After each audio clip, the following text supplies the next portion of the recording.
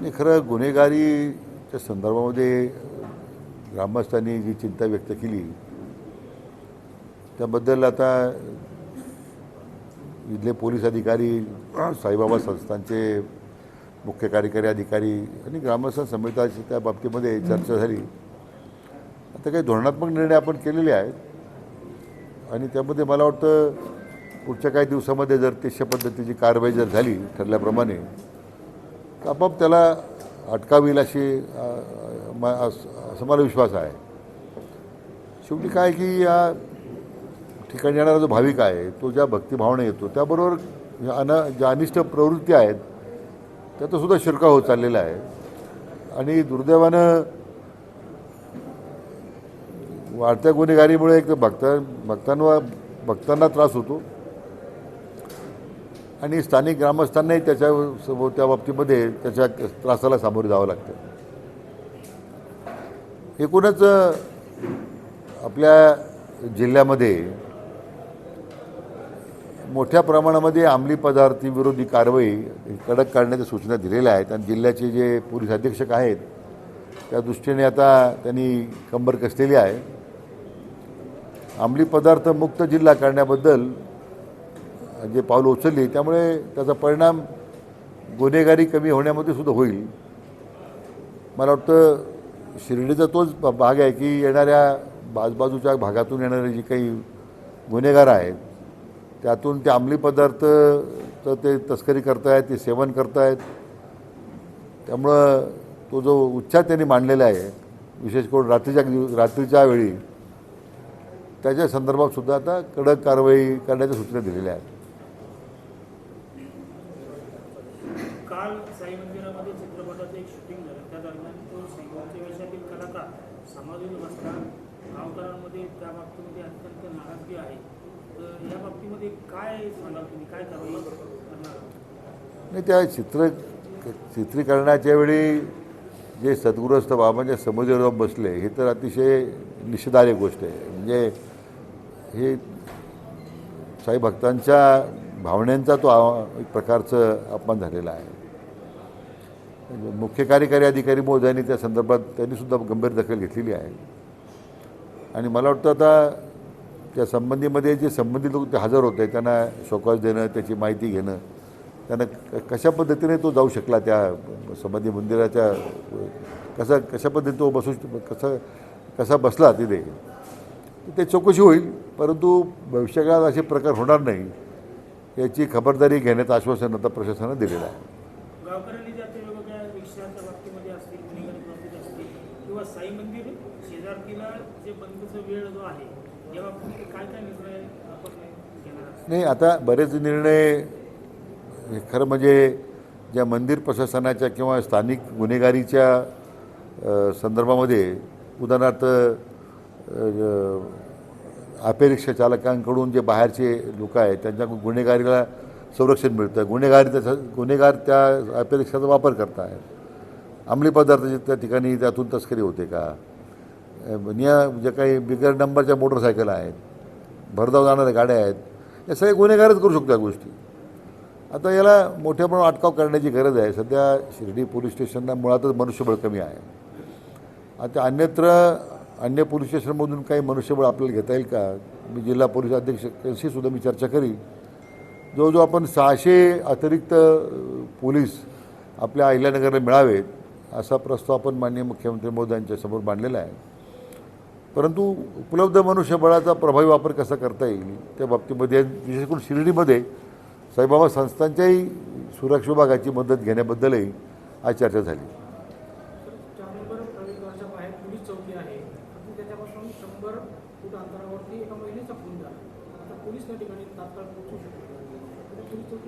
नाही, ते पोलीस चौकी खरं म्हणजे यासाठी निर्माण केली होती की येणाऱ्या साई भक्तांना त्या ठिकाणी तातडीने काही काही पिक पॉकेटिंग झालं, स्नेक चॅचिंग झालं, काही त्यांना असं काही सुरक्षेच्या संदर्भात काही तक्रार करायची आहे तर दुर्दैवानं त्या पोलीस चौकीचा तर काय फार उपयोग होत नाही.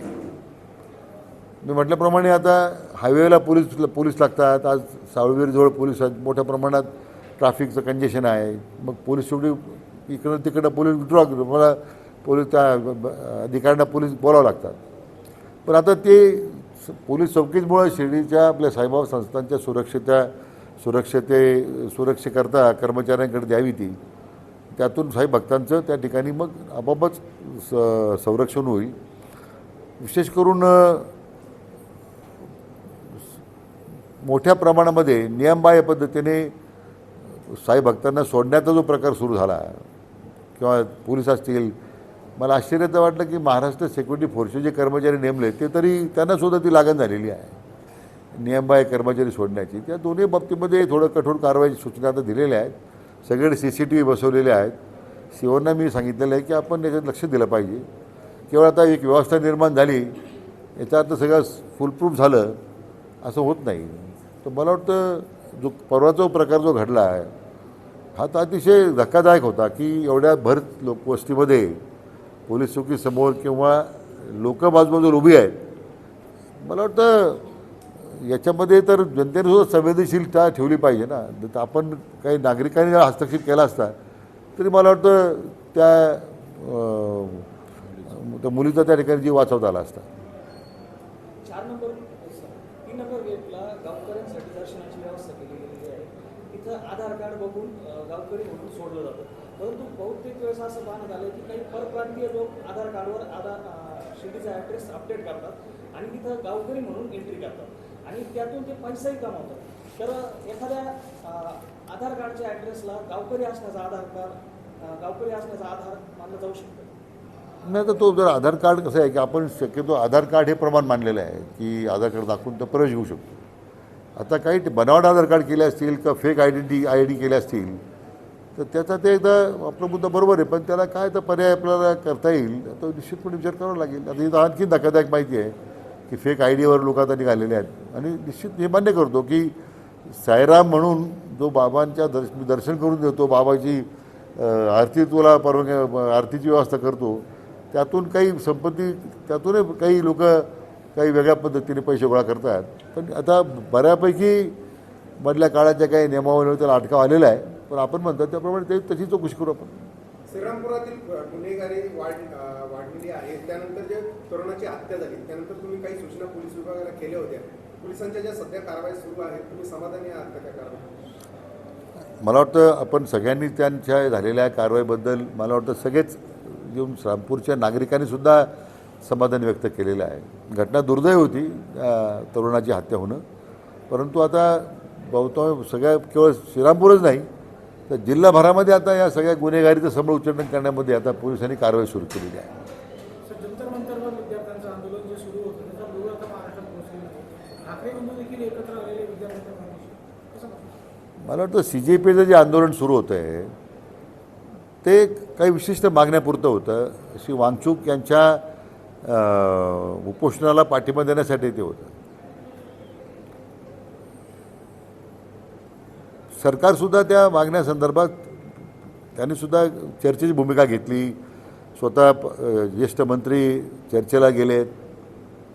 पण दुसऱ्या बाजूला राजकीय पोळ्या भाजण्याचं काम जे सुरू झालेलं आहे म्हणजे काँग्रेस असेल या आता तुम्ही जो ठाकरे बंधूंचा उल्लेख करताय, मला वाटतं हे मुळातच या आंदोलनाचा मूळ हेतू जो आहे तो आता बाजूला राहिला. विद्यार्थ्यांच्या ज्या मागण्या होत्या की त्या संदर्भात सरकार निश्चितपणे सकारात्मक आहे, विचार करतं आहे.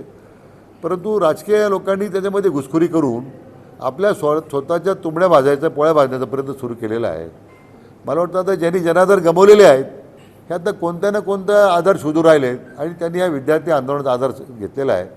तर माझी त्या CJPच्याही आंदोलन करणाऱ्या माझी या निमित्तानं त्यांना आव्हान आहे, असे जे घुसखोर आलेले आहेत तुमच्या आंदोलनामध्ये आणि मूळ आंदोलन त्यांच्या माध्यमातून मोडीत काढण्याचा प्रयत्न होतो आहे त्यांनासुद्धा तुम्ही आता बाजूला ह्या अशा राजकीय पक्षाच्या लोकांना या आंदोलनातून बाजूला केलं पाहिजे.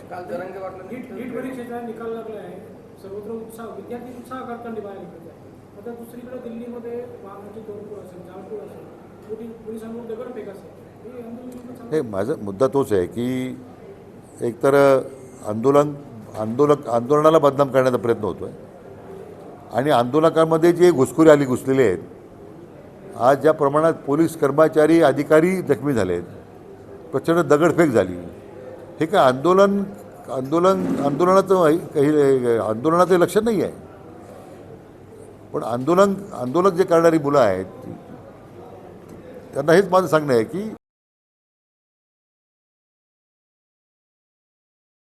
आहेत सरकारला बदनाम करण्याचा प्रयत्न करत आहेत.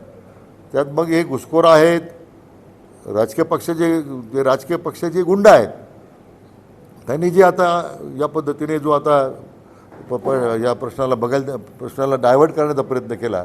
पण मला वाटतं आंदोलक जे आहेत ते त्यांच्याबद्दल सरकार चर्चा करते, सरकार निश्चितपणे त्यातून मार्ग काढील याचा आम्हाला विश्वास आहे.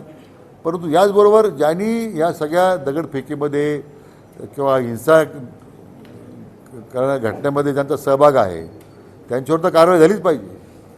आणि जे राजकीय पक्षाच्या लोकांना ज्यांनी आता स्वतःच्या राजकीय पोळ्या भाजण्याचं काम सुरू केलेलं आहे, मला वाटतं जनतासुद्धा त्यांना धडा शिकवल्याशिवाय राहणार नाही असा आम्हाला विश्वास आहे. काल मनोज जरांगे सुद्धा भेट दिली आहे, त्यांनी सुद्धा सांगितलं की महाराष्ट्रात नेत्यांना फिरू देणार नाही, जे पक्ष त्याच्या विरोधात जातील त्यांना. कसं बघता हे सगळं? असं आहे की जरांगे पाटलांना माझं एवढं सांगणं आहे की सरकार विरोधात त्यांच्या विरोधात नाहीच आहे ना.